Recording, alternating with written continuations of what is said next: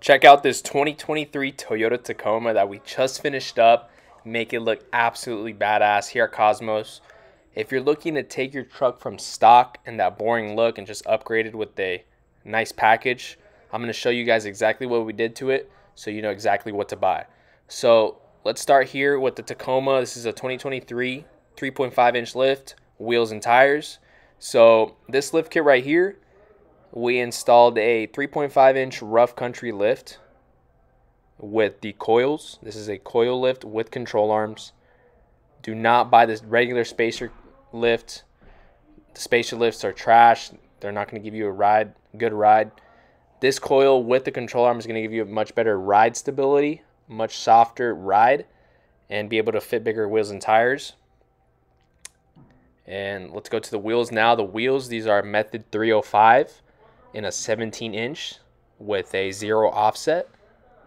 Really nice gray to match the gray Tacoma. Beautiful, beautiful wheel setup. MR 305s.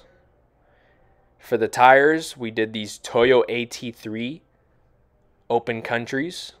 One of the best tires that you can buy on the market. It's going to give you that nice off-road tread without being super noisy.